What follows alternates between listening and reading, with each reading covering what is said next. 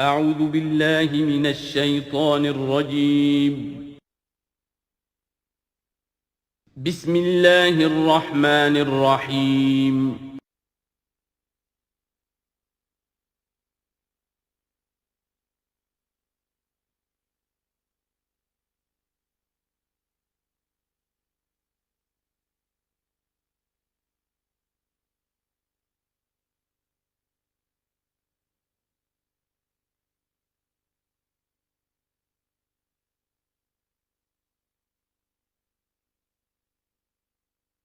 اعوذ باللہ من الشیطان الرجیم بسم اللہ الرحمن الرحیم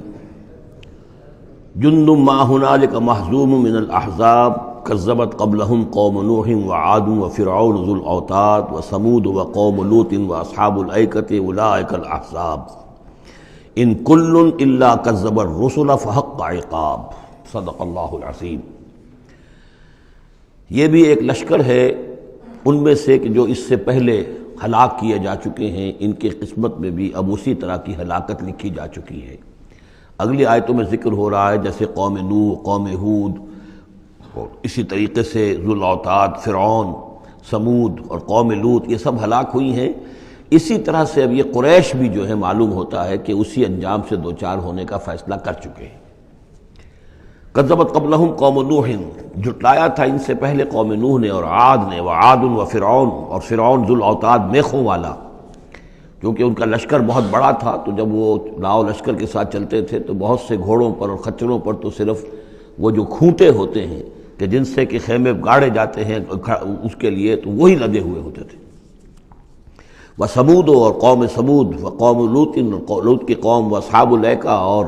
یہ قوم شعیب جو بن والے تھے۔ اولئک الاحزاب، یہ ہیں وہ جماعتیں، یہ ہیں وہ گروہ، یہ ہیں وہ قومیں کہ جو ہلاک ہو چکی ہیں۔ ان کل الا کذب الرسل، ان سب نے رسولوں کی تکذیب کی، فحق عقاب، تو وہ میرے سزا کے اور میری عقوبت کے مستحق ہو گئے۔ وما ينظر هؤلاء الا صيحة واحدة ما لها من فواق، اور یہ لوگ بھی اب منتظر نہیں ہیں مگر صرف ایک چنگھاڑ کے، ایک ہی چنگھاڑ ہوگی ہماری طرف سے، ما لہا من فواق، جس میں کوئی وقفہ نہیں ہوگا، یہ ایک مسلسل۔ آپ دیکھیں کہ اگر کوئی زوردار آواز مسلسل چلے تو یہ انسان کی ہلاکت کا ذریعہ بن جائے گی۔ کبھی کبھی لاؤڈ سپیکر میں خرابی ہوتی ہے اور اس کی گونج پیدا ہوتی ہے، بسا اوقات نماز کے دوران اس کا تجربہ ہوتا ہے، تو جو کیفیت پھر ہو جاتی ہے انسان کی، حالانکہ وہ چند سیکنڈز کی بات ہے، 1-2 منٹ کی بات ہے، لیکن اگر زوردار آواز مسلسل چلے، ویسے بھی آج ہمیں معلوم ہے کہ یہ ساؤنڈ ویوز جو ہوتی ہیں یہ بھی ایک قسم کی انرجی ہے، اور ان ساؤنڈ ویوز کے ذریعے سے بھی یہ سارے کا سارا جو نظام ہے درہم برہم ہو سکتا ہے۔ یہ اگر اتنی زوردار ویوز ہو تو ان سب کو توڑ پھوڑ کر رکھ دیں گے جو کہ مادی یہ اس وقت عالم ہے۔ تو ان وما ينظر هؤلاء، مگر اللہ تعالیٰ کو کوئی اور بہت بڑا کوئی کام کرنے کی ضرورت نہیں ہوتی قوموں کو ہلاک کرنے کے لیے، ایک چنگھاڑ، وما ينظر هؤلاء الا صيحة واحدة ما لها من فواق، لیکن وہ رکے گی نہیں، بیچ میں دم نہیں لے گی، مسلسل۔ وقالوا ربنا عجل لنا قطنا قبل يوم الحساب، اور وہ کہہ رہے ہیں، اور یہ وہ استہزاء کہا کرتے تھے کہ پروردگار یہ جو محمد کہہ رہا ہے صلی اللہ علیہ وسلم کہ ہمارا کوئی حساب کتاب ہونا ہے، تو جو ہماری بیلنس شیٹ ہے وہ ہمیں ابھی دے دے، یوم الحساب سے پہلے ہمیں تو ابھی وہ ہمارا بتا دے کہ کیا ہماری بیلنس شیٹ ہے۔ قطنا، چٹھی ہماری، پچھلے زمانے میں جو چٹھے بنتے تھے، کاروبار کا سالانہ چٹھا بنتا ہے کہ یہ آمد، یہ خرچ اور یہ بچت۔ ربنا عجل لنا، جلدی دے دے ہمیں، لنا قطنا، ہماری چٹھی، ہمارا کریڈٹ اور ڈیبٹ بیلنس جو ہے، بیلنس شیٹ دے دے، قبل یوم الحساب، اس یوم الحساب سے پہلے۔ اصبر علی ما یقولون، اے محمد صلی اللہ علیہ وسلم آپ صبر کیجئے جو کچھ یہ کہہ رہے ہیں۔ واذکر عبدنا داود، اور آپ تو ذرا تذکرہ کیجئے داود کا، ہمارے بندے داود کا، ذل اید، جو بڑی قوت والا تھا، انہ اواب، اور ساتھ ہی وہ بہت ہی رجوع کرنے والا تھا اللہ کی جناب میں۔ انا سخرنا الجبال معہ، ہم نے تو اس کے ساتھ پہاڑوں کو مسخر کر دیا تھا، یسبحن بالعشی والاشراق، جو اس کے ساتھ ہی تسبیح کرتے تھے، اس کی آواز میں آواز ملا کر، شام کو بھی اور صبح کے وقت بھی۔ والطیر محشورا، اور پرندے بھی کہ جو جمع کر دیے جاتے تھے، جو ان کے ساتھ مل کر حمد کے ترانے الاپتے تھے۔ کل لہ اواب، یہ سب کے سب اللہ کی طرف رجوع کرتے تھے، یا یہ کہ یہ سب کے سب رجوع کرتے تھے حضرت داؤد کی طرف، اور پھر داؤد جو ہے وہ گویا کہ ان سب کے ساتھ اللہ کی جناب رجوع کرتے تھے۔ وَشَدَدْنَا مُلْكَهُ وَآتَيْنَاهُ الْحِكْمَةَ وَفَصْلَ الْخِطَابِ، اور ہم نے اس کی جو حکومت تھی اسے خوب مضبوط کیا تھا،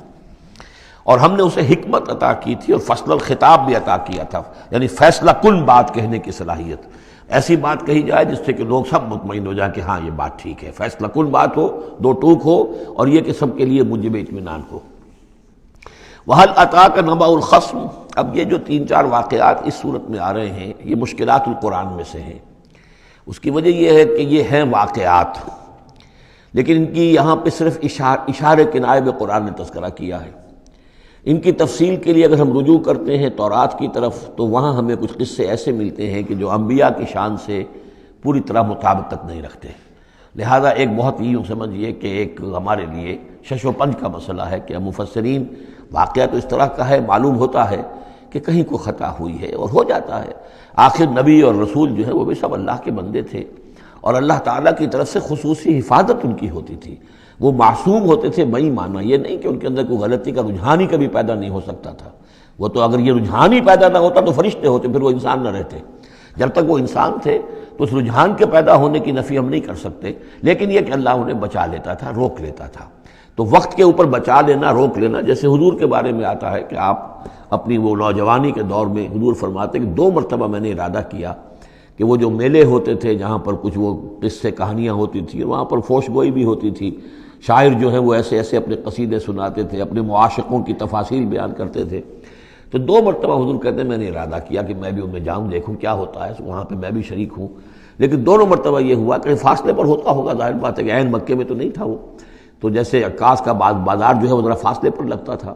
تو راستے ہی میں کہیں تھوڑی دیر آرام کرنے کے لیے بیٹھے ہیں اور نیند آ گئی ہے، ساری رات سوتے رہے، صبح آنکھ کھلی ہے، تو اللہ تعالیٰ نے بچا لیا کہ وہاں جانے کی شکل ہی پیدا نہیں ہوئی، حالانکہ ابھی نبوت آپ کو،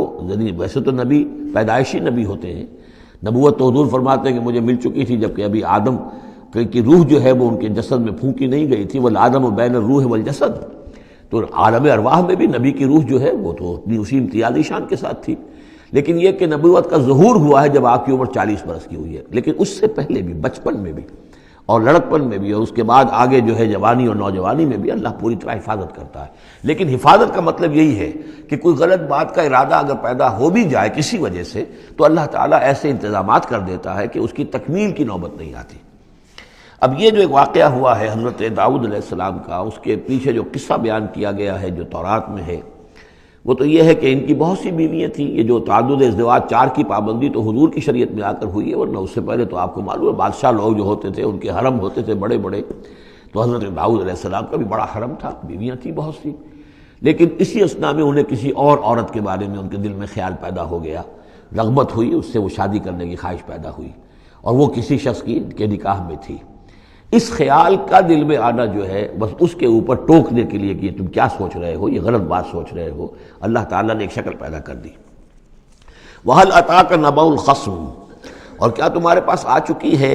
2 دعوے داروں کی خبر، یعنی کچھ لوگ آئے تھے جن کا ایک مقدمہ تھا، ان کی خبر، اِذْ تَصَوَّرُوا الْمِحْرَابَ، جبکہ انہوں نے دیوار پھلانگ کر محراب میں، حجرے میں جہاں حضرت داؤد علیہ السلام اللہ کی عبادت میں یاد میں مشغول تھے وہاں پہنچ گئے، پہرے داروں وغیرہ سے سب سے بچ کر فصیل کو یا دیوار جو تھی اس کو پھلانگ کر آ گئے۔ اِذْ دَخَلُوا عَلَىٰ دَاوُودَ، اب جب وہ وہاں وہ تنہا اللہ کی یاد میں تھے، انہوں نے دیکھا اللہ داؤد نے یہ 2 اشخاص آ گئے ہیں، فَفَزِعَ مِنْهُمْ، تو وہ ڈرے ان سے کہ پتہ نہیں کس نیت سے آئے ہیں، کس ارادے سے آئے ہیں، 2 انسان ہیں۔ قَالُوا لَا تَخَفْ، انہوں نے کہا کہ آپ ڈریں نہیں، خصمان بغا بعضنا علی بعض، ہم 2 ہیں ایک دوسرے کے مقابلے کے فریق، خصم کہتے ہیں جو ایک دوسرے کے بالمقابل ہوں، مخالف، ہم 2 مخالف ہیں، بغا بعضنا علی بعض، ہم میں سے کسی نے دوسرے پر زیادتی کی ہے، فحکم بیننا بالحق، تو ہمارے مابین حق کے ساتھ فیصلہ کیجئے، ولا تشتت، اور دیکھیے اسے ٹالیے نہیں، آپ کہہ کہ کل آنا پرسوں آنا، یہ نہیں، یہ معاملہ ہمارا بڑا ایمرجنسی والا ہے، فوری طور پر ہم چاہتے ہیں کہ آپ ہمیں بتائیں، وَاهْدِنَا إِلَىٰ سَوَاءِ الصِّرَاطِ، اور سواء الصِّرَاط، اور ہمیں پھر ہدایت دیجیے سیدھے راستے کی طرف کہ کیا کون سی شکل بہتر ہے، کون سا راستہ صحیح ہے۔ ان ھذا اخی، اب یہ جو مدعی تھا وہ کہہ رہا ہے یہ میرا بھائی ہے، لہو 99 نعجۃ، اس کے پاس 99 دمبیاں ہیں، یعنی اس کا جو ہے بہت بڑا جو ہے ریوڑ ہے اس کے پاس، ولی نعجۃ واحدہ، میری ایک ہی دمبی ہے۔ اصل میں اس تورات کے واقعے کو اگر ہم سمجھیں تو اس کا مطلب یہ ہے کہ ایک شخص کے پاس 99 بیویاں ہیں، میرے پاس صرف ایک بیوی ہے۔ فقال اکفلنیھا، اب وہ کہہ رہا ہے کہ یہ بھی مجھے دے دے۔ وعزنی فی الخطاب، اور اس نے مجھے دبا لیا ہے، یعنی دباؤ ڈال رہا ہے مجھ پر، پریشرائز کر رہا ہے۔ جو گفتگو کرتا ہے تو بڑے زوردار انداز میں کرتا ہے۔ قال لقد ظلمک بسؤالک، بسؤال ناجتک الی نعاجہ، حضرت داؤد نے فوراً کہا کہ یہ تو بڑی ظلم کی بات ہے، واقعتاً اس نے بہت ظلم کیا تمہارے اوپر کہ تمہاری دمبی جو ہے اب اس پر بھی اس کی نظر ہے، اور وہ اس کو چاہتا ہے تم سے لے لے اور اپنی دمبیوں میں اس کو بھی شامل کر لے، ریوڑ میں۔ وَإِنَّ كَثِيرًا مِنَ الْخُلَطَاءِ لَيَبْغِي بَعْضُهُمْ عَلَى بَعْضٍ، اور یقیناً جن لوگوں کا معاملہ مشترک ہوتا ہے، قریبی رشتہ دار ہوتے ہیں، قرابت دار ہوتے ہیں، جس کو پنجابی میں شریکہ کہتے ہیں، یہ شریکے والوں میں ہوتا ہی ہے کہ ایک دوسرے پر کوئی زیادتی کر بیٹھتے ہیں۔ وَإِنَّ الْخُلَطَاءَ كَثِيرًا مِنَ الْخُلَطَاءِ لَيَبْغِي بَعْضُهُمْ عَلَى بَعْضٍ، کوئی ایک دوسرے پر زیادتی کر بیٹھتے ہیں۔ إِلَّا الَّذِينَ آمَنُوا وَعَمِلُوا الصَّالِحَاتِ، سوائے ان کے کہ جو صاحب ایمان ہوں اور نیک عمل والے ہوں۔ وَقَلِيلٌ مَّا هُمْ، اور ایسے لوگ بہرحال کم ہوتے ہیں، زیادہ تعداد میں نہیں ہوتے۔ وَظَنَّ داؤد أَنَّمَا فَتَنَّاهُ، اس پر اچانک خیال آیا داؤد کو کہ یہ تو اصل میں سارا معاملہ جو ہے اللہ تعالیٰ نے مجھے آزمایا ہے، اللہ تعالیٰ نے در حقیقت مجھے متنبع کرنے کے لیے یہ ساری صورتحال جو پیدا فرمائی ہے۔ انہیں اپنے اس خیال کے اوپر پھر جو تنبع ہوا، فاستغفر ربہ، تو انہوں نے استغفار کیا اپنے رب سے، وخر راکعا واناب، اور وہ گر پڑے سجدے کے اندر، رکوع کہہ دیجئے، سجدہ کہہ دیجئے، راکعا گر پڑا جھک کر، اور رجوع ہوا، اس نے اللہ تعالیٰ کی طرف اپنے آپ کو پوری طریقے سے متوجہ کر لیا۔ یہ آیت سجدہ ہے۔ یہ جو بھی اسرائیلی روایت اس سلسلے میں آئی ہے، اس کے ضمن میں حضرت عبداللہ ابن عباس رضی اللہ تعالیٰ عنہ کا ایک اثر بھی موجود ہے اسی نوعیت کا، یعنی ان کا قول بھی موجود ہے۔ اب یہ نہیں کہا جا سکتا کہ وہ مرفوع انہوں نے سنا ہو حضور سے، یا یہ کہ وہ صرف جو ہے روایت انہوں نے یہود سے سنی ہو اور اسی کو بیان کر دیا ہو، واللہ عالم۔ لیکن میں یہ سمجھتا ہوں کہ یہ چیز جیسے کہ ہم پڑھ چکے ہیں اس سے پہلے سورہ احزاب میں، حضور سے کہا گیا کہ اب آپ مزید شادی نہیں کریں گے، وَلَوْ أَعْجَبَكَ حُسْنُهُنَّ، وہاں پر بھی کوئی پردہ تو نہیں ڈالا گیا۔ ہو سکتا ہے کہ کوئی خاتون جو ہے آپ کی طبیعت میں آمادگی پیدا ہو جائے کہ آپ اس سے نکاح کریں، لیکن اب آپ خواہ وہ آپ کو پسند بھی آ جائیں، لیکن آپ اب نکاح نہیں کریں گے۔ تو یہ جو انسانی تقاضے ہیں، ظاہر بات ہے کہ انبیاء کا معاملہ جو ہے، جیسے کہ میں نے عرض کیا، بشریت تو ان کے ساتھ ہوتی ہے اور بشری تقاضے بھی ہوتے ہیں، لیکن نبی معصوم ہوتا ہے اس معنی میں کہ ان کا اس طرح کا کوئی اگر خیال ہو بھی جائے تو اس کی تکمیل اللہ نہیں ہونے دیتا، حفاظت کر لیتا ہے، اسی کا نام ہے عصمت انبیاء۔ فغفرنا لہ ذلک، تو ہم نے وہ جو بھی معاملہ تھا ہم نے معاف کر دیا اسے۔ وَإِنَّ لَهُ عِندَنَا لَزُلْفَىٰ، اور وحسن مآب، اور یقیناً ہمارے پاس داؤد کا لیے بہت اونچا مرتبہ ہے اور بہت اچھا ٹھکانہ ہے، جہاں وہ جب لوٹ کر آئے گا تو بہت اعلیٰ مقام ہم عطا کریں گے۔ یا داؤد انا جعلناک خلیفۃ فی الارض، ہم نے کہا کہ اے داؤد ہم نے تمہیں زمین میں خلیفہ بنایا ہے، تمہیں حاکم بنایا ہے۔ فاحکم بین الناس بالحق، تو لوگوں میں جو فیصلے کرو معاملات کے حق کے ساتھ کرو۔ ولا تتبع الہویٰ، اور دیکھو اپنی خواہش کی پیروی نہ کرو۔ فیضلک عن سبیل اللہ، اگر اپنی خواہش کی پیروی کرو گے پھر تو وہ تمہیں لازماً گمراہ کر دے گی، بھٹکا دے گی اللہ کے راستے سے۔ ان الذین یضلون عن سبیل اللہ لہم عذاب شدید، یقیناً وہ لوگ جو بہک جاتے ہیں یا بھٹک جاتے ہیں اللہ کے راستے سے، ان کے لیے تو بڑا سخت عذاب ہے۔ بما نسوا یوم الحساب، یہ بھٹکنا ہوتا اسی لیے ہے کہ انہیں آخرت یاد نہیں رہتی، بسبب اس کے کہ وہ بھول جاتے ہیں حساب کے دن کو۔ وہ یوم آخر اگر یاد رہے، آخرت کی زندگی کا یقین رہے، تو پھر انسان جو ہے سیدھا رہتا ہے۔ وما خلقنا السماء والارض وما بینہما باطلا، اور ہم نے جو کچھ کے آسمانوں میں ہے اور زمین میں ہے اور جو کچھ ان کے مابین ہے اسے بیکار پیدا نہیں کیا۔ اب یہ وہی لفظ آ گیا ہے دوبارہ جو سورہ آل عمران میں تھا، ربنا ما خلقت ھذا باطلا سبحانک فقنا عذاب النار۔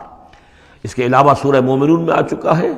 افحسبتم انما خلقناکم عبثا وانکم الینا لا ترجعون۔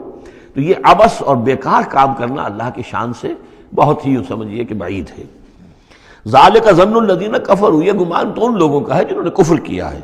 فویل للذین کفروا من النار، تو ہلاکت اور بربادی اور تباہی ہے ان کافروں کے لیے آگ کی۔ ام نجعل الذین آمنوا وعملوا الصالحات کالمفسدین فی الارض، ذرا یہ سوچیں کیا ہم ان لوگوں کو جو ایمان لائے اور جنہوں نے نیک عمل کیے بنا دیں گے ویسا جیسا کہ وہ لوگ ہیں کہ جنہوں نے زمین میں فساد مچایا؟ یعنی یہ سوچو کہ دنیا میں کچھ لوگ ہیں نیکوکار ہیں، بھلائی کے کام کر رہے ہیں، کچھ ہیں بدماش ہیں، شریر ہیں، بد امنی پیدا کرتے ہیں، لوٹ مار کرتے ہیں، لوگوں پر ظلم کرتے ہیں، تو اگر آخرت نہ ہو تو پھر تو بڑا ظلم ہو گیا۔ یہ نیکوکار تو گھاٹے میں رہ گئے، بدماش عیش میں رہے، جن کے لیے کوئی اسکروپلز نہیں ہے، کوئی اصول نہیں ہے، ان کے لیے نہ دیانت ہے، نہ امانت ہے، کچھ نہیں ہے، جہاں داؤ لگ جائے، جہاں ہاتھ پڑ جائے وہ حاصل کرنے کے لیے تیار ہے، اپنی تمام خواہشات کی جو ہے وہ تکمیل کرنے کے لیے ہر دم جو ہے وہ تیار ہیں، دیکھتے نہیں جائز ہے کہ ناجائز ہے، تو وہ تو پھر نفع میں رہے۔ اگر کوئی آخرت نہیں ہے تو پھر نفع میں وہ رہے، گھاٹے میں یہ رہے۔ جو بیچارے بچ بچ کر چلتے ہیں، کسی کا دل نہ میں دکھا دوں، کسی کا حق نہ مار لوں، کسی پر زیادتی نہ کر بیٹھوں، میں حلال کھاؤں، جائز کھاؤں، محنت سے اور سچ بولوں، جھوٹ نہ بولوں، وہ تو پھر گھاٹے میں رہیں گے۔ آخرت ہونا لازمی ہے، اس کا تو مطلب یہ ہے کہ پھر دنیا بیکار پیدا ہوئی۔ اگر آخرت نہیں ہے تو پھر انسانی زندگی کا، خصوصاً انسان میں جو اخلاقی حس ہم نے پیدا کی ہے، یہی تو ہے جو حیوان میں اور انسان کے درمیان بہت بڑا فرق ہے۔ ان کی جبلت ہے صرف، باقی کوئی اخلاقی حس ان کے اندر نہیں ہے، لیکن انسان کے اندر تو اخلاقی حص ہے، جبلت بھی ہے اور اخلاقی حص بھی ہے۔ تو اس اخلاقی حص کا نتیجہ کیا نکلا؟ الٹا نکل رہا ہے، تو نتیجتاً دلغوف ہونا چاہیے۔ ام نجعل الذین آمنوا وعملوا الصالحات کالمفسدین فی الارض ام نجعل المتقین کالفجار، کیا ہم اپنے متقی بندوں کو برابر کر دیں گے ان فاجروں اور فاسقوں کی؟ کتاب انزلناہ الیک مبارک، یہ کتاب ہے قرآن جو ہے نبی ہم نے آپ پر نازل کی ہے، مبارک، بہت بابرکت ہے۔ یہ برکت کے لفظ کو یہاں سمجھ لیجئے۔ برکہ عربی زبان میں کہتے ہیں کسی شے میں سے اس کے خیر کو نکالنے والی شے، وہ برکت ہے۔ کوئی شے پوٹینشلی آپ میں ہے، لیکن یہ کہ وہ ڈورمنٹ پڑی ہوئی ہے، سوئی ہوئی ہے، اور اس کو آپ ایکسپلائٹ نہیں کر رہے، استعمال نہیں کر رہے، آپ کو اس کا شعور بھی نہیں ہے، احساس بھی نہیں ہے۔ کوئی شے جو آپ کو اس کا احساس دلا دے، پھر آپ اپنی اس صلاحیت کو استعمال کریں، ایکسپلائٹ کریں، اسے بروئے کار لائیں، وہ شے برکت والی ہوئی۔ تو یہ لفظ آتا ہے قرآن مجید میں، یا تو بام مبارکہ، باران رحمت، بارش برستی ہے، زمین میں وہ پوٹینشل رویدگی موجود ہے، ڈورمنٹ ہے، بیج پڑے ہوئے ہیں، پانی آتا ہے، جذب ہوتا ہے، آسموسس شروع ہوتا ہے، پانی داخل ہوتا ہے بیج کے اندر، وہاں کو حرکت شروع ہوتی ہے، اب وہاں سے وہ جو رویدگی نکل رہی ہے اور وہ بیج جو ہے اس سے اب 2 پتیاں نکلی ہیں، تو مام مبارکہ۔ اسی طرح یہ کتاب مبارک ہے، اس معنی میں کہ انسان کے اندر اللہ نے جو خیر ودیت کیا ہوا ہے، موجود ہے، اس کی روح میں ہے نور تجلی بھی اسی خاک میں پنہاں، غافل تو نرا صاحب ادراک نہیں ہے، وہ ہے تمہارے اندر، لیکن یہ کہ وہ ڈورمنٹ ہے، اس کو نکال کر برآمد کرنا، اس کو سامنے لانا، اس نیکی کو بروئے کار لانا، اس روح کی اور روحانیت جو ہے اس کی نشو و نما، اس کا پروان چڑھنا، یہ اس کتاب کا نتیجہ ہے۔ تو یہ کتاب مبارک ہے۔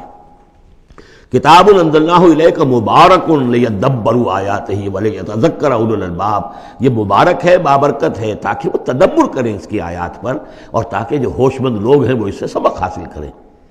وَوَهَبْنَا لِدَاوُودَ سلیمان، اور ہم نے داؤد کو سلیمان جیسا بیٹا عطا کیا، نعم العبد، بہت ہی اچھا بندہ تھا ہمارا، انہ اواب، اور یقیناً وہ بھی ہماری طرف رجوع کرتا رہتا تھا، ہماری طرف ہی رجوع رہتا تھا، توجہ رکھتا تھا، گیان دھیان ہمارے ساتھ لگائے رکھتا تھا۔ اذ ورد علیہ بالعشی الصافنات الجیاد، جب یہ کہ شام کے وقت ان کے سامنے پیش کیے گئے، یعنی جیسے انہوں نے پہلے ہم پڑھ چکے ہیں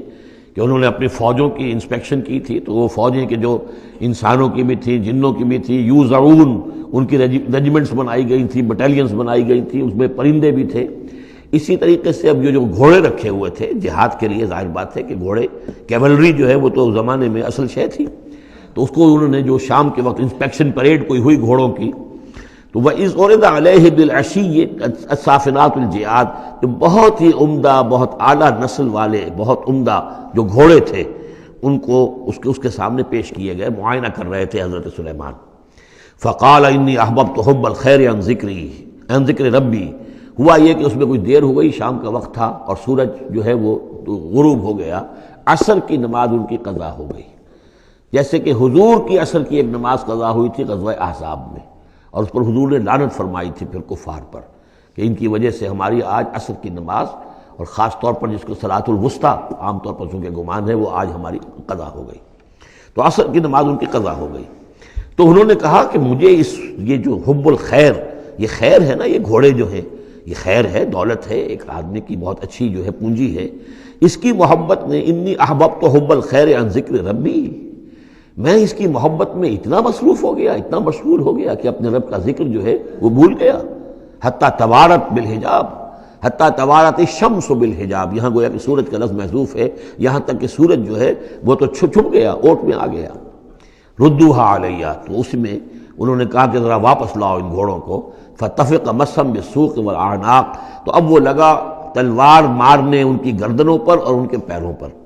اس کو سمجھنا چاہیے کہ غلبہ حال میں یہ کیفیت ہوئی۔ اس کی بھی تعویل کرنے کی بہت کوشش کی گئی کہ نہیں وہ تو پوچھنے کے لیے ان کی گردن گویا کہ اور ان کو چوم چاٹ رہے ہیں، تو انہوں نے جو ہاتھ چلائے تھے ان کی گردن اور جو ان کے پاؤں، جیسے کہ آدمی جب یعنی بہت ہی گھوڑا بہت اعلیٰ نسل کا ہو تو آپ ہاتھ پھیرتے ہیں اس کے اوپر، تو اس سے ایک اپنائیت کا احساس اس کے اندر بھی پیدا ہوتا ہے۔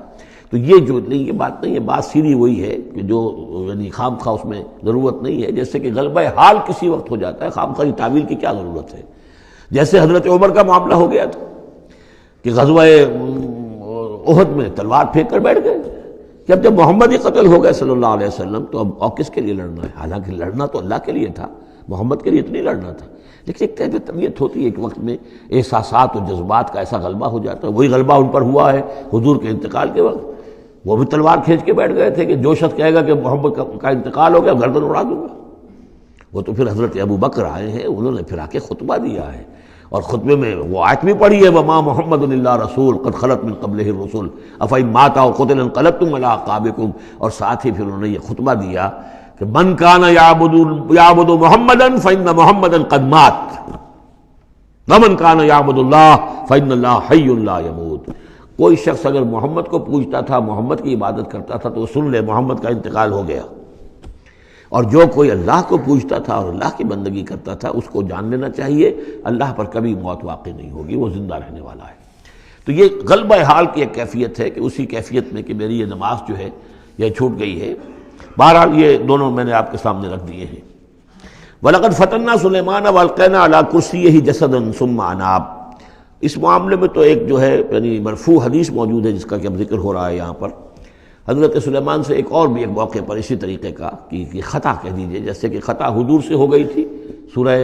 کہف میں ہم پڑھ چکے ہیں کہ جب سوال کیا گیا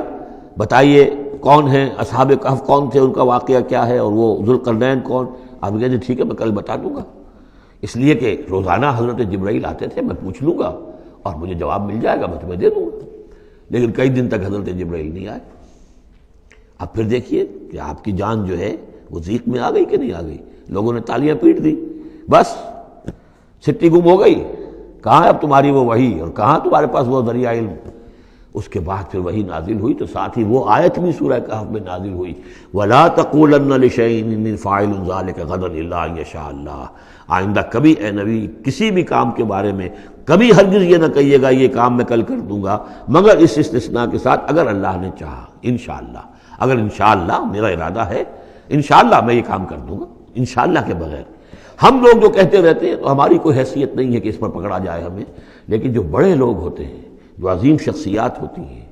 تو ان کے لیے یہ معاملہ جو ہے وہ اتنا ہی سخت ہوتا ہے اللہ کا، پھر ان کی گرفت بھی ہوتی ہے تو چھوٹی چیز پر ہوتی ہے، بڑے لوگوں کی چھوٹی چیز پر بھی بڑی سخت گرفت ہوتی ہے، یہ قاعدہ قانون ہے۔ تو اسی طرح کا معاملہ انشاءاللہ ہی کہنے کا معاملہ ہو گیا ہے کہ جو بھول گئے یا کسی وجہ سے حضرت سلیمان کا اصل میں ان کا کوئی معاملہ ہوا، اپنے کچھ سپہ سالاروں سے ناراض ہوئے ان سے، اور انہوں نے سمجھا کہ شاید تم یہ سمجھتے ہو کہ میری جو طاقت اور حکومت ہے وہ تمہارے ہی بل پر قائم ہے، میں آج اپنی تمام ازواج کے پاس جاؤں گا اور ان سب سے میں صحبت کروں گا اور سب سے جو ہے وہ اولاد ہوگی، اور میرے اتنے جو ہیں وہ جوان ہاتھ پھر پیدا ہو جائیں گے تاکہ یہ کہ میں تمہارا شاید اتنا پھر میں دست نگر نہ رہوں۔ اس طرح سے انہوں نے کچھ کہا،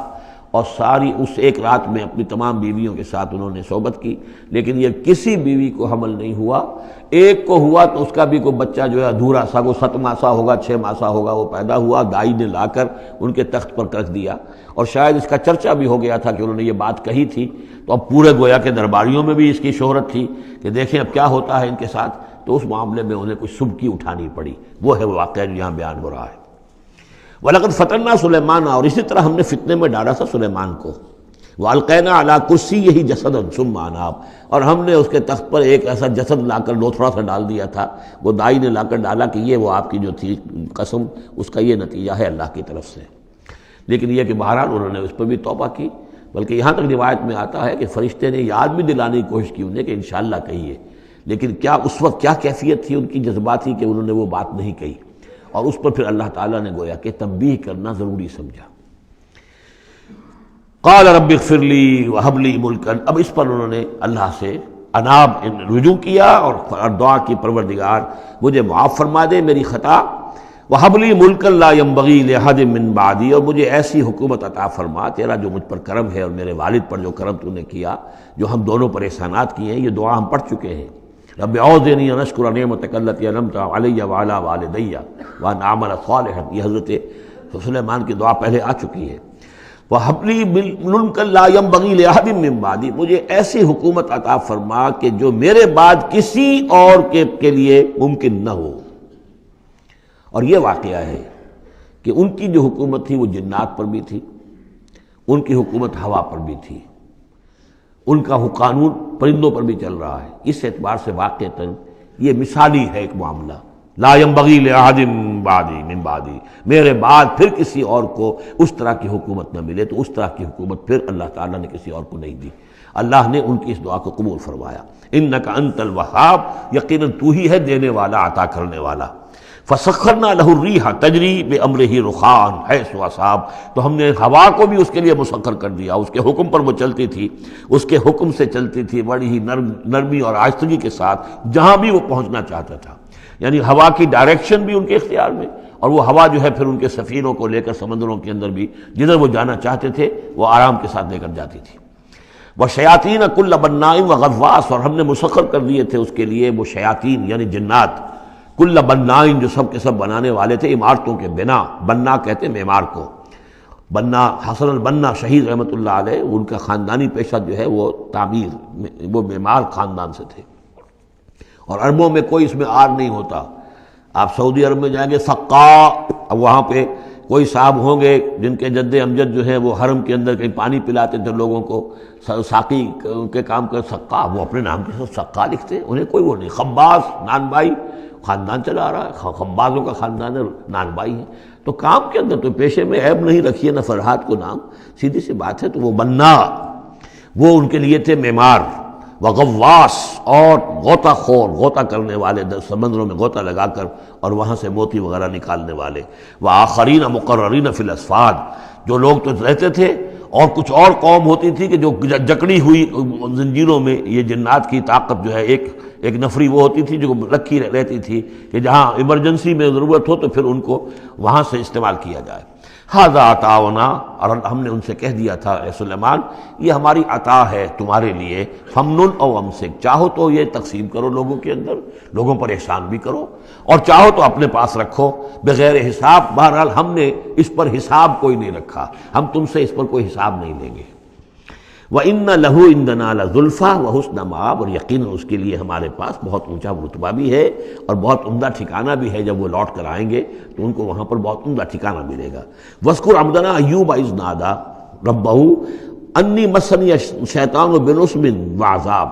اور ذرا یاد کیجئے، ذکر کیجئے حضرت ایوب کا علیہ السلام، ہمارا بندہ ایوب، جب اس نے پکارا اپنے رب کو،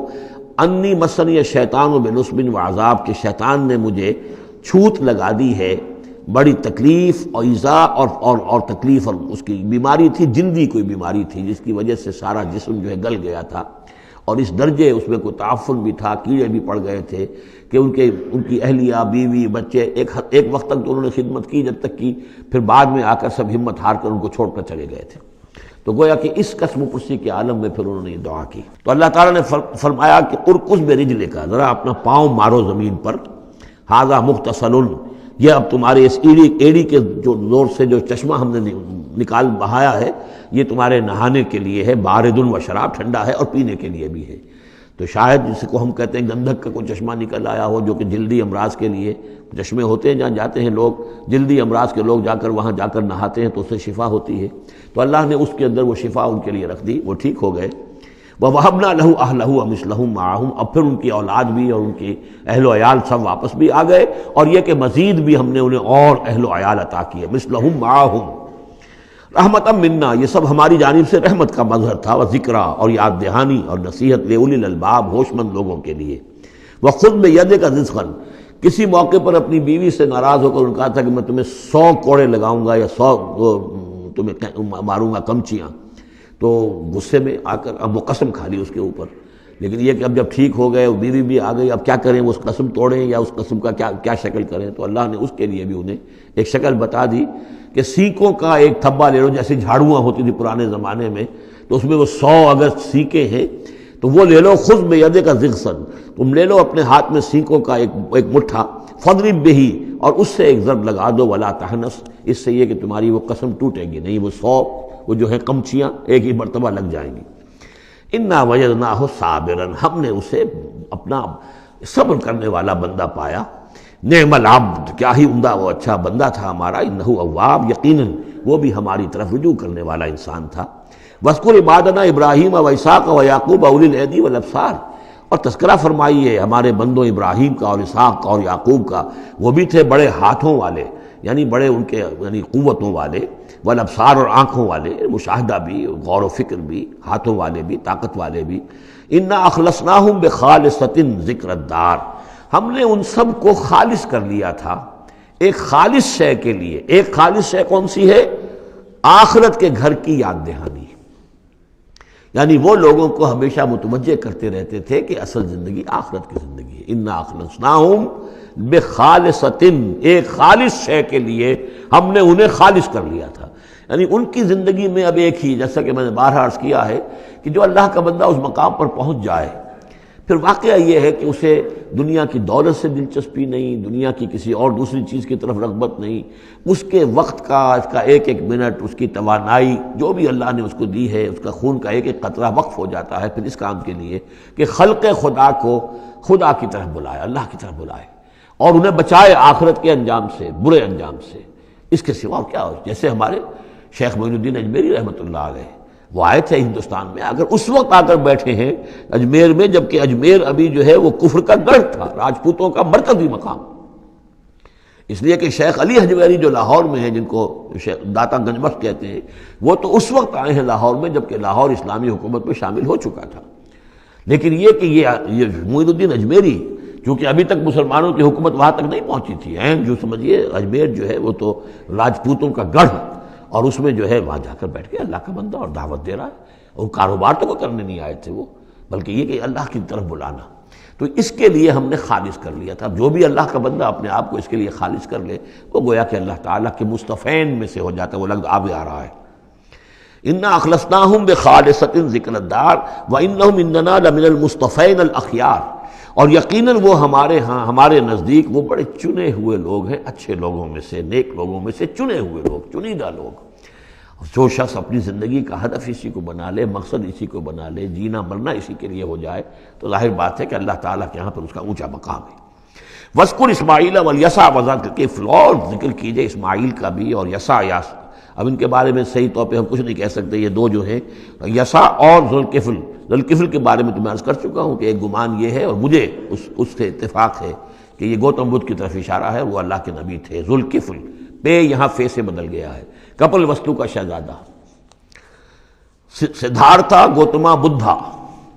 بدھا تو اصل میں اس کا لقب ہے جو بعد میں بن گیا ہے، سدھارتھ اس کا نام تھا، سدھارتھا گوتما بدھا. اور کپل وستو کی ریاست تھی، اس کا یہ شہزادہ تھا. وَكُلُّ مِنَ الْأَخْيَارِ، یہ سب کے سب بھی بڑے ہی عمدہ لوگوں میں سے تھے. هَذَا ذِكْرٌ، یہ ایک ذکر ہے، یہ ایک تذکرہ ہے. وَإِنَّ لِلْمُتَّقِينَ لَحُسْنَ مآب، اور یقیناً ان متقین کے لیے، تمام متقین کے لیے بہت ہی اچھی جگہ ہے لوٹنے کی، آنے کی، اچھا ٹھکانہ ہے. جنات عدن، وہ باغات کے جو رہنے والے ہوں گے، ریزیڈنشل ہوں گے، بسنے والے. مفتحۃ لہم الابواب، جن کے دروازے ان کے لیے کھلے رکھے گئے ہوں گے. یہ اس سے بھی آگے بھی آئے گا سورہ زمر میں بھی کہ جنتوں کا معاملہ یہ ہے کہ اس کے دروازے کھلے ہوں گے جنتیوں کے استقبال کے لیے. جیسے کہ مہمان کے لیے جب آپ کو ان کا استقبال کرنا ہو تو یہ تو نہیں کرتے دروازے بند کر کے بیٹھ جائیں کہ وہ آ کے دستک ہی دے گا تبھی کھولیں گے، اس کا تو انتظار ہو رہا ہوتا ہے، تو دروازے کھلے ہوتے ہیں. لیکن جہنم کے بارے میں یہ آتا ہے کہ جب مجرم پہنچ جائے گا، جیسے جیل کا دروازہ ہوتا ہے، جب وہاں پہنچ جائے گا پھر وہ دروازے کھولے جائیں گے. یہ مضمون جو ہے سائملٹینیس کنٹراسٹ کی شکل میں جو ہے وہ آئے گا سورہ زمر میں. ان کے لیے دروازے کھلے رکھے جائیں گے جنات عدن کے. متکئین فیہا یدعون فیہا بفاکہۃ، اور اس میں وہ ٹیک لگا کر بیٹھے ہوں گے اور وہ آرڈر دیں گے، یدعونا آرڈر دیں گے، مانگیں گے،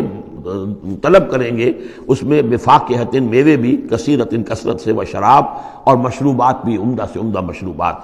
وعندہم قاصرات الطرف اتراب، اور ان کے پاس ہوں گی ایسی ان کی بیویاں کہ جو نیچی نگاہ والی ہوں گی اور ہم عمر ہوں گی۔ ھذا ما توعدون لیوم الحساب، یہ ہے جس کا تم سے وعدہ کیا جا رہا ہے حساب کے دن۔ ان ھذا لرزقنا ما لہ من نفاد، اور یہ ہوگا ہمارا رزق، ہمارا عطا کردہ دی ہوئی چیزیں اب یہ کبھی ختم نہیں ہوں گی۔ یہ نہ سمجھنا کہ یہ نعمتیں ختم ہو جائیں گی، یہ باقی رہیں گی ہمیشہ ہمیش۔ ھذا وان للطاغین لشر مآب، یہ تو ہے اہل جنت کا معاملہ، لیکن جو سرکش تھے، جو باغی تھے ہمارے، ان کے لیے ہے برا لوٹنے کا مقام، بری جگہ، جہنم یصلونھا، جس میں وہ داخل ہوں گے، فبئس المہاد، اور وہ بہت ہی برا بچھونا ہوگا۔ ھذا فلیذوقوہ حمیم وغساق، اور کہہ دیا جائے گا یہ ہے اب وہ جس کا وعدہ تم سے کیا گیا تھا، فلیذوقوہ، اب وہ اس کو چکھیں۔ حمیم، جو کیا ہوگا وہاں گرم پانی ہوگا، غساق، زخموں کا دھون،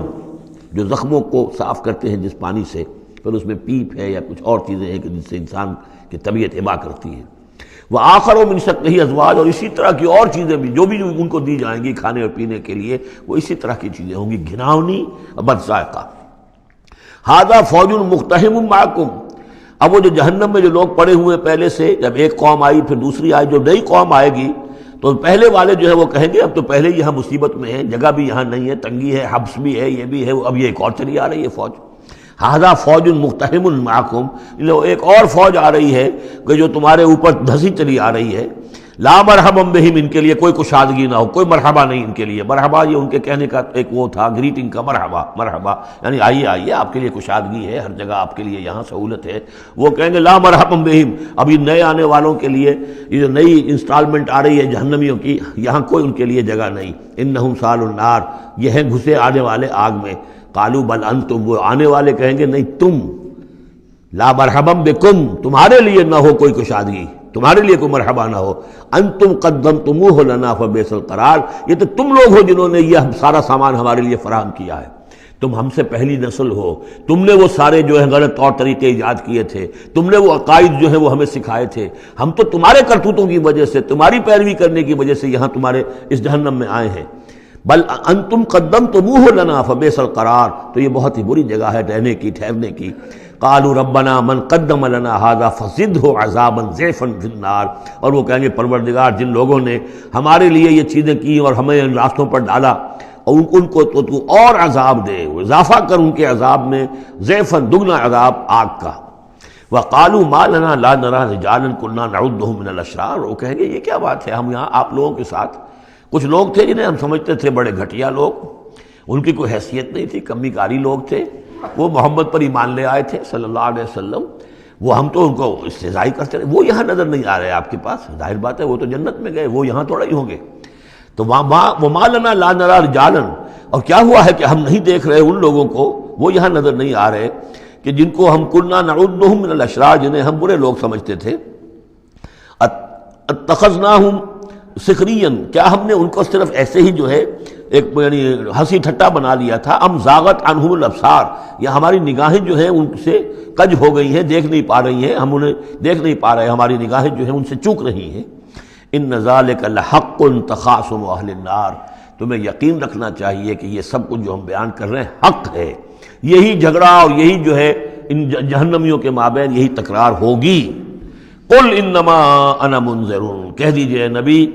کہ میں تو بس ایک منذر ہوں، خبردار کرنے والا۔ وما من الہ الا اللہ الواحد القہار، نہیں ہے کوئی الہ معبود سوائے ایک اللہ کے جو الواحد ہے، اکیلا ہے اور قہار ہے، پوری طرح چھایا ہوا ہے۔ رب السماوات والارض وما بینہما العزیز الغفار، وہ آسمانوں اور زمین کا رب ہے، مالک ہے، اور جو کچھ ان کے مابین ہے اس کا بھی العزیز ہے، زبردست، اور الغفار ہے، بخشنے والا۔ قل هو نبأ عظیم، میں نبی کہہ دیجئے یہ ایک بہت بڑی خبر ہے جو محمد لے کر آئے ہیں صلی اللہ علیہ وسلم۔ یہ وہی لفظ ہے کہ اس سے آخری پارہ شروع ہوتا ہے، اما یتساءلون عن النبأ العظیم الذی هم فیہ مختلفون کلا سیعلمون ثم کلا سیعلمون۔ ھذا نبأ قل ھو نبأ عظیم انتم عنہ معرضون، اور تم اس سے اعراض کر رہے ہو، بہت بڑی خبر ہے تمہارے لیے یہ بہت ہی فیصلہ کن بات ہے، لیکن یہ کہ تم اعراض کر رہے ہو۔ ما کان لی من علم بالملأ الاعلی اذ یختصمون، اور مجھے کچھ معلوم نہیں ہے کہ ملأ اعلیٰ میں کیا اختلافات ہو رہے ہیں۔ یہ لفظ نوٹ کر لیجئے، اس کا ذکر سورہ زمر میں بھی آئے گا کہ فرشتوں کی آراء بھی مختلف ہوتی ہیں، اور وہ بھی کسی کی رائے ہوگی کہ اب عذاب بھیج دیا جانا چاہیے، کوئی سوچتا ہوگا کہ نہیں ابھی اور تاخیر ہونی چاہیے، تو اس طرح سے آپس میں کچھ گفتگو کرتے ہیں۔ ہوتا وہ ہے جو آخری فیصلہ اللہ کرتا ہے، لیکن ظاہر بات ہے کہ وہ بھی عاقل ہستیاں ہیں، تو ان کا بھی ان کے ہاں جو ہے وہ کوئی آراء ہوتی ہے، تو آراء کے اندر کبھی کبھی اختلاف بھی ہو جاتا ہے۔ ما کان لی من علم بالملأ الاعلی، میرے پاس کوئی علم نہیں ہے ملأ اعلیٰ میں فرشتے جو ہیں وہ کس کس چیز میں اختلاف کر رہے ہیں۔ اذ یوحیٰ الی ان یوحیٰ الی الا انما انا نذیر مبین، مجھے تو بس یہ میری طرف وحی کیا گیا ہے کہ میں ہوں صرف واضح طور پر خبردار کر دینے والا۔ اذ قال ربک للملائکۃ انی خالق بشرا من طین، اب مصحف میں یہ آخری اور 7ویں مرتبہ یہ قصہ ابلیس و آدم آ رہا ہے، 7th time and the last time۔ جب کہا تھا آپ کے رب نے فرشتوں سے کہ میں بنانے والا ہوں ایک بشر من طین، ایک انسان بنانے والا ہوں مٹی سے، فَإِذَا سَوَّيْتُهُ، جب میں اس کی تخلیق مکمل کر لوں، درست کر دوں، ٹھیک بنا چکوں، نک سک سے درست کر دوں، اس کو فنیشنگ ٹچز دے دوں۔ تسویہ اس معنی میں آتا، تخلیق تسویہ۔ سبح اسم ربک الاعلی الذی خلق فسوی والذی قدر فہدی، تو تخلیق کے بعد تسویہ ہے، یہ وہاں انشاءاللہ اس پر تفصیل سے بات ہوگی۔ فَإِذَا سَوَّيْتُهُ، جب میں اسے پورا بنا لوں، وَنَفَخْتُ فِيهِ مِن رُوحِی، اور اس میں میں اپنی روح میں سے پھونک دوں، فَقَعُوا لَهُ سَاجِدِینَ، تو گر پڑنا اس کے سامنے سجدے میں۔ اب یہ روح ہی کو ضرور نوٹ کیجئے، اور فَإِذَا سَوَّيْتُهُ وَنَفَخْتُ فِيهِ مِن رُوحِی فَقَعُوا لَهُ سَاجِدِینَ، تو گویا کہ مسجود ملائک ہونا آدم کا اس روح ربانی کی بنیاد پر ہے۔ اس سے پہلے وہ آدم جو بھی کچھ ہے، جب تک کہ روح نہیں پھونکی گئی ہے اس وقت تک وہ مسجود نہیں ہے۔ اس کا رتبہ مقام جو بھی ہے وہ اس روح ربانی کی وجہ سے جو اس میں پھونکی گئی ہے۔ فسجد الملائکۃ کلھم اجمعون، یہ آیت جو کہ تو پہلے بھی آ چکی ہے، کس قدر زور ہے، سجدہ کیا تمام فرشتوں نے، سب کے سب نے جمع ہو کر، اکٹھے ہو کر، الا ابلیس، نہیں کیا ابلیس نے۔ استکبر وکان من الکافرین، اس نے استکبار کیا، گھمنڈ کیا، اور وہ کافروں میں سے ہو گیا یا کافروں میں سے تھا، پہلے ہی سے اس میں کفر تھا، چھپا ہوا تھا، تکبر تھا، چھپا ہوا تھا، اب وہ کفر اور تکبر جو ہے وہ سامنے آ گیا، جیسے منافقین کا نفاق غزوہ احزاب کے موقع پر ان کی زبانوں پر آ گیا۔ قال یا ابلیس ما منعک ان تسجد لما خلقت بیدی، اور کہا اللہ نے، اے ابلیس کیا ہوا تجھے، کس چیز نے منع کیا، کس چیز نے روکا کہ تو سجدہ نہ کرے اس کو جسے میں نے اپنے دونوں ہاتھوں سے بنایا ہے۔ اب یہ یدیہ جو ہے یہ خاص طور پر قابل غور ہے، دونوں ہاتھوں سے بنانے سے کیا مراد ہے؟ یا تو قرآن میں ایدی بھی آتا ہے، اپنے ہاتھوں سے، ایدی نہ، تو وہ تخلیق جو ہم نے ان کے لیے جو بنائے ہیں، چوپائے بنائے، اپنے ہاتھوں سے بنائے ہیں، ہم لہا مالکون، یہ سورہ یاسین میں آ چکی ہے۔ لیکن دونوں ہاتھوں سے بنانا میرے نزدیک اس کا مطلب یہ ہے کہ دو عالم جو ہیں، عالم خلق اور عالم امر، ان دونوں کو اللہ نے جمع کیا ہے آدم میں اور انسان میں۔ ایک ہی ہستی ہے اللہ، الا لہ الخلق والامر، خلق اور امر دونوں اسی کے ہیں، یہ دونوں عالم اسی کے تسلط میں ہے، اسی کی حکومت قائم ہے، امر پر بھی، عالم امر اور عالم خلق پر بھی۔ اب فرشتہ صرف عالم خلق سے متعلق ہے، اس کا اس عالم امر سے متعلق ہے، اس کا کوئی وہ حیوانی جسد نہیں ہے، اس کی کوئی بھوک نہیں ہے، اس کو کوئی پیاس نہیں ہے، اس میں کوئی نر اور مادہ نہیں ہے، ان کے کوئی جنسی جذبہ کچھ نہیں، عالم امر کی شے۔ باقی یہ جنات ہیں، ان کے اندر یہ سارا عالم خلق کی شے، ان میں روح کا سوال ہی نہیں۔ باقی جتنے بھی حیوانات ہیں ارضی، یہ عالم خلق کی شے ہے۔ انسان واحد مخلوق ہے اللہ کی، جس میں پھر دونوں چیزیں آ کر جمع ہوئی ہیں کہ عالم خلق سے ہے اس کا حیوانی وجود، یہ جسم جو بنا ہے، یہ مٹی سے بنا ہے، اور لیکن اس کے اندر اللہ نے لا کر وہ امانت جو ہے عالم امر کی روح، وہ جو ہے اس کے اندر پھونکی ہے۔ انا عرضنا الامانۃ علی السماوات والارض والجبال فابین ان یحملنها واشفقن منها وحملها الانسان، اس میں بھی میں یہ بات عرض کر چکا ہوں۔ تو خلقتہ بیدی، میں نے اپنے دونوں ہاتھوں سے بنایا اسے۔ اب اس کو استعارے میں بھی لیا گیا ہے اس معنی میں کہ بڑے اہتمام سے بنایا، میں نے دونوں ہاتھوں سے بنایا ہے، تو اشرف المخلوقات ہے، وہ بات بھی صحیح ہے کہ اللہ تعالیٰ کی کریشن کا کلائمیکس اللہ تعالیٰ کی یوں سمجھیے کہ اس کی کلائمیکس جو ہے، نقطہ عروج جو ہے اس کی تخلیق کا، وہ انسان ہے۔ قال یا ابلیس ما منعک ان تسجد لما خلقت بیدی استکبرت ام کنت من العالین، کیا تم نے غرور کیا، استکبار کیا، یا تو ہے ہی بہت بڑے درجے میں تھا، کوئی تیرا درجہ بہت بلند تھا؟ قال انا خیر من، اس نے کہا صحیح ہے بات، اے اللہ میں اس سے بہتر ہوں۔ اس کے سامنے روح ہے ہی نہیں، اس کے سامنے صرف آدم کا جسد خاکی ہے، حیوانی ہے، تو جھوٹ نہیں کہہ رہا اس کے اعتبار سے، اس کے مشاہدے کے اعتبار سے بات صحیح ہے کہ یہ تو مجھ سے کم تر ہے۔ خلقتنی من نار وخلقتہ من طین، مجھے تو نے بنایا آگ سے، اس کو بنایا مٹی سے۔ قال فاخرج منہا فانک رجیم، سوال یہ ہے کہ اللہ حکم دے رہا ہے تم سجدہ کرو، تو تم نے اللہ کے حکم کی سے نافرمانی کی ہے نا۔ فاخرج منہا، نکل جاؤ اب یہاں سے، فانک رجیم، تم مردود ہو گئے ہو، وان علیک لعنتی الی یوم الدین، اور اب تم پر آخرت کے دن تک، اگلے وہ جزا و سزا والے دن تک تم پر لعنت رہے گی، میری لعنت۔ قال رب فانظرنی الی یوم یبعثون، اس نے کہا کہ پروردگار پھر مجھے ذرا مہلت دے اس دن تک جب کہ یہ دوبارہ اٹھائے جائیں گے، آدم اور اس کی نسل پوری کی پوری۔ قال فانک من المنظرین، اللہ تعالیٰ نے اسی یعنی استحقار کے انداز میں، ٹھیک ہے جاؤ تمہیں یہ دی گئی مہلت جو تم نے مانگا ہے، گرانٹڈ۔ الی یوم الوقت المعلوم، اس وقت کے دن تک جو معلوم ہے، طے شدہ ہے، یوم یبعثون جب آنا ہے اس وقت تک کے لیے تمہیں مہلت دے دی گئی۔ قال فبعزتک لأغوینہم اجمعین، اب اس نے کہا جب تو نے مجھے مہلت دے دی ہے تو اے اللہ تیری عزت کی قسم، تیرے اقتدار اور اختیار کی قسم، میں ان سب کو گمراہ کر کے رہوں گا۔ الا عبادک منہم المخلصین، سوائے اس میں سے تیرے وہ بندے جنہیں تو خود اپنا بنا لے، مخلص، مخلص نہیں، مخلص۔ قال فالحق والحق اقول، اب حق ہے اور میں تو کہتا ہی حق ہوں، میری ہر بات حق ہوتی ہے۔ لَأَمْلَأَنَّ جَهَنَّمَ مِنْكَ وَمِمَّنْ تَبِعَكَ مِنْهُمْ أَجْمَعِينَ، تو میں بھی بھر دوں گا پھر جہنم کو تجھ سے، اور جو بھی ان میں سے تیری پیروی کریں گے ان سب سے جہنم کو بھر کر رہوں گا۔ قُلْ مَا أَسْأَلُكُمْ عَلَيْهِ مِنْ أَجْرٍ، اب یہ بات بتا کے اب حضور سے کہا جا رہا ہے نبی کہیے میں نے تم سے اس پر کوئی اجرت تو نہیں مانگی، میں تمہیں یہ خبریں سنا رہا ہوں، غیب کی وحی جو مجھے آ رہی ہے وہ سنا رہا ہوں، ازل کے جو واقعات ہیں جو اس وقت ہوئے تھے وہ باتیں بتا رہا ہوں، تو میں نے تو اس پر کوئی تم سے اجرت نہیں مانگی، تم سے کوئی انعام طلب نہیں کیا۔ قُلْ مَا أَسْأَلُكُمْ عَلَيْهِ مِنْ أَجْرٍ وَمَا أَنَا مِنَ الْمُتَكَلِّفِينَ، اور یہ بھی تم جانتے ہو، اچھی طرح جانتے ہو، قَدْ لَبِثْتُ فِيكُمْ عُمُرًا، میں تمہارے مابین ایک عمر گزار چکا، میں متکلف نہیں ہوں۔ متکلف کون ہے؟ تکلف کرنے والا۔ اب تکلف ہر اعتبار سے ہوتا ہے، ایک جیسے ہم جسے کہتے ہیں ایک شاعر ہوتا ہے فطری شاعر، اور ایک متشاعر ہوتا ہے۔ وہ شاعر فطری نہیں ہوتا، وہ بڑی محنت کرتا ہے، جوڑ توڑ کے کوئی سیکھتا ہے، عروض سیکھتا ہے، یہ سیکھتا ہے، کوئی الفاظ کا ذخیرہ جو ہے جوڑتا ہے، پھر وہ کچھ شعر کہتا ہے، وہ تکلف کے ساتھ شعر کہنا۔ ایک ہے جسے آپ کہتے ہیں آمد، اور ایک وہ ہے کہ آورد، بڑی محنت سے مشقت سے کوئی آپ نے کمپوز کیا ہے۔ تو میری زندگی میں تم نے تکلف کا کوئی شائبہ دیکھا ہی نہیں آج تک، سادہ زندگی۔ خاص طور پر یہ کہ کبھی میں نے شعر کہنے کی کوشش کی ہو، کبھی میں نے کوئی خود خطیب بننے کی کوشش کی ہو، اس کی کوئی مشق کی ہو۔ ما انا من المتکلفین، میں کوئی بنانے والا اور تکلف کرنے والا اور تصنع کرنے والا نہیں ہوں۔ ان ہوا الا ذکر للعالمین، نہیں ہے یہ مگر یاد دہانی اور نصیحت تمام جہان والوں کے لیے۔ وَلَا تَعْلَمُنَّ نَبَأَهُ بَعْدَ حِینٍ، اور اس کی جو خبر ہے، جو اس کا نتیجہ نکلنے والا ہے، جیسے سورۃ الطارق میں فرمایا انہ لقول فصل وما هو بالهزل، یہ فیصلہ کل بات بن کر آیا ہے قرآن۔ اب جو فیصلہ جیسے کہ ہم سورہ بنی اسرائیل میں پڑھ چکے ہیں،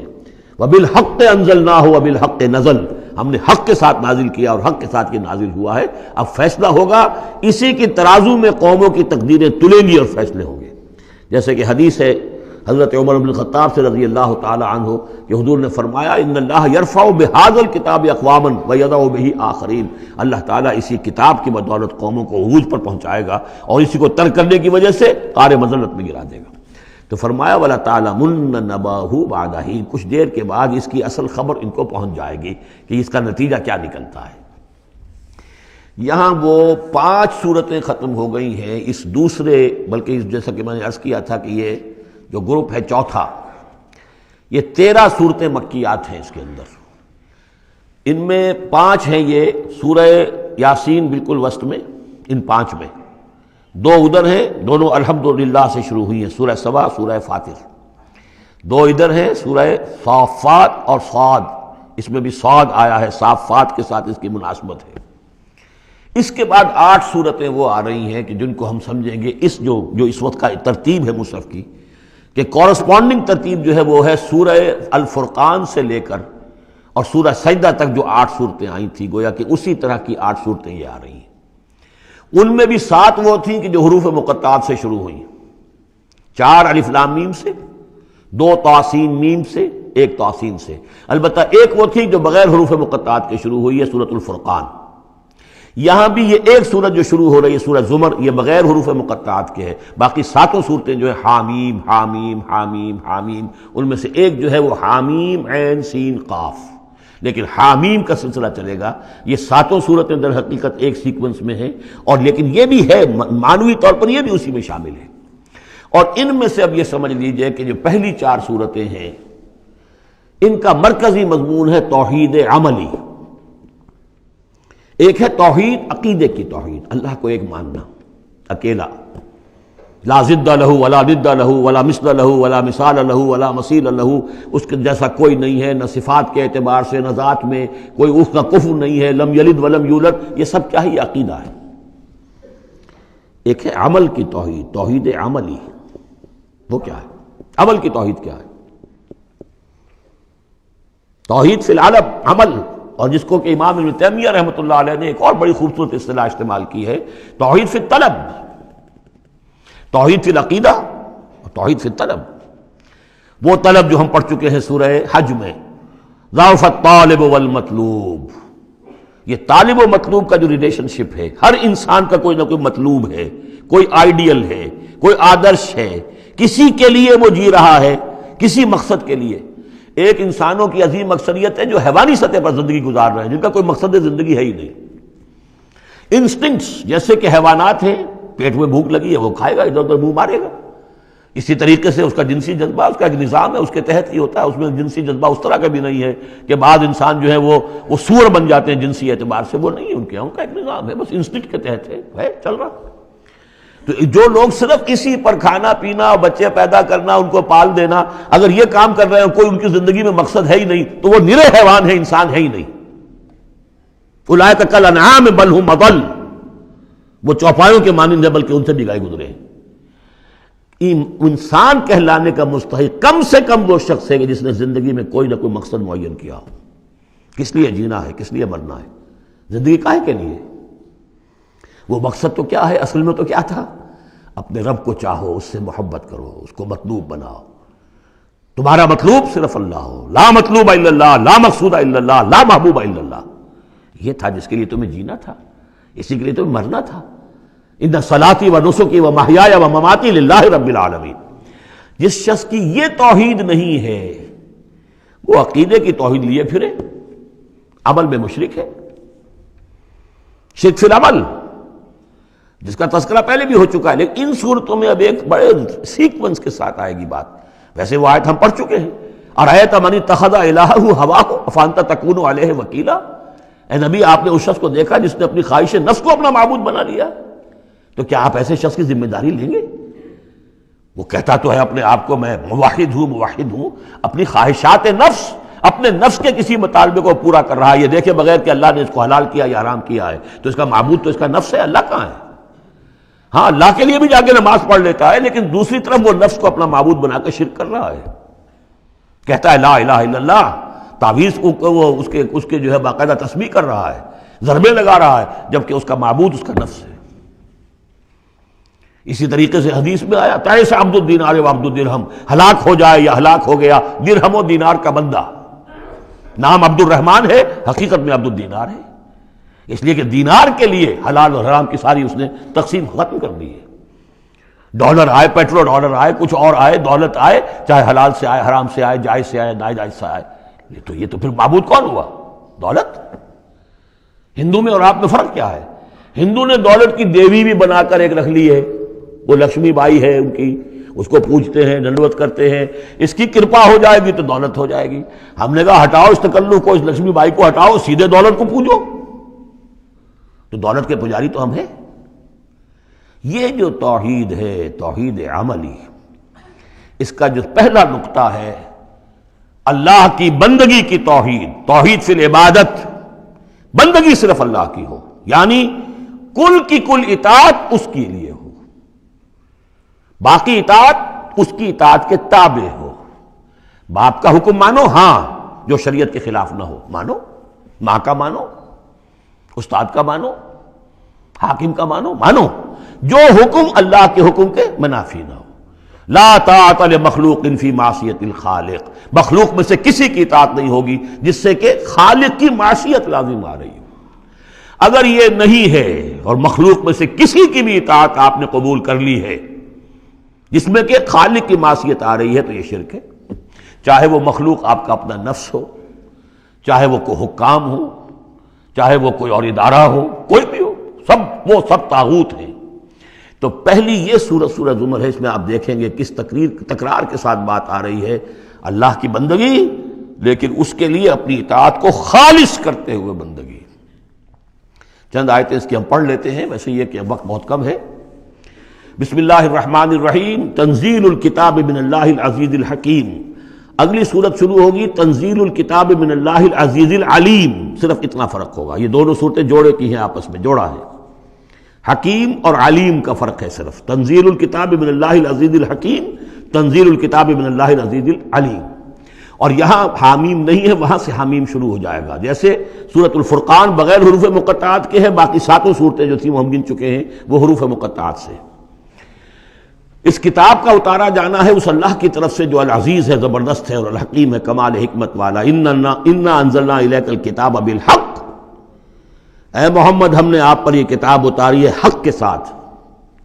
فاعبد اللہ مخلصا لہ الدین، بس بندگی کرو اللہ کی، اس کے لیے اپنی اطاعت کو خالص کرتے ہو۔ بندگی ہو رہی ہے، نمازیں پڑھی جا رہی ہیں، عمرے ہو رہے ہیں، حج ہو رہے ہیں، یہ ہو رہا ہے، وہ ہو رہا ہے، اور طاغوت کی اطاعت بھی ہو رہی ہے، حرام خوری بھی ہو رہی ہے، جو کچھ سارا کچھ چل رہا ہے ہماری زندگیوں کے اندر، سودی لین دین بھی ہو رہا ہے، وہ سب کیا ہے؟ یہ تو خالص بندگی تو نہ ہوئی اللہ کی، یہ تو بڑی پولیوٹڈ ہے، اس کے اندر تو بڑی بڑی گندگیاں شامل ہیں۔ فاعبد اللہ مخلصا لہ الدین، اس کے لیے اپنی اطاعت کو خالص کرتے ہو۔ الا للہ الدین الخالص، آگاہ ہو جاؤ، اللہ کے ہاں قبول ہے صرف وہ اطاعت جو خالص ہو۔ کچھ آدھی اللہ کی آدھی کسی اور کی، دفع کرو، وہ آدھی یہ بھی اسی کو دے دو۔ اللہ بہت غیور ہے، وہ قبول نہیں کرتا۔ میرا بننا ہے تو پورے میرے بنو، یا ایھا الذین آمنوا ادخلوا فی السلم کافہ، اسلام میں داخل ہونا پورے کے پورے آنا پڑے گا۔ اور اگر تم نے یہ کیا، افتؤمنون ببعض الکتاب وتکفرون ببعض، ہماری کتاب کے ایک حصوں کو مانا، ہماری شریعت کے بعض احکام کو مانا اور بعض کو ٹھکرا دیا، پاؤں تلے رون دیا۔ فما جزاء من يفعل ذلك منكم الا خزي في الحیاۃ الدنیا ویوم القیامۃ یردون الی اشد العذاب۔ تو جو لوگ یہ طرز عمل اختیار کریں گے ان کی سزا اس کے سوا کچھ نہیں کہ دنیا کی زندگی میں ذلیل و خوار کر دیے جائیں اور قیامت کے دن شدید ترین عذاب میں جھونک دیے جائیں۔ تو دنیا کی رسوائی تو ہمارے سامنے، ہمارے ماتھے پر لکھی ہوئی ہے۔ 150 کروڑ یا 130 کروڑ دنیا میں ہوتے ہوئے عزت نام کی کوئی شے ہمارے پاس نہیں۔ جو بھی بین الاقوامی معاملات ہیں ان میں کوئی ہم سے کوئی رائے لیتا ہی نہیں۔ الا للہ الدین الخالص، آگاہ ہو جاؤ کہ اللہ کے ہاں مقبول اگر ہوگا تو دین خالص۔ والذین اتخذوا من دونہ اولیاء، اور وہ لوگ جنہوں نے اللہ کے سوا کچھ اور کو اولیاء بنایا ہوا ہے، ما نعبدہم الا لیقربونا الی اللہ زلفیٰ، اور کہتے ہیں ہم نہیں ان کو نہیں پوجتے، ہم تو اصل میں اللہ ہی کو پوجتے ہیں،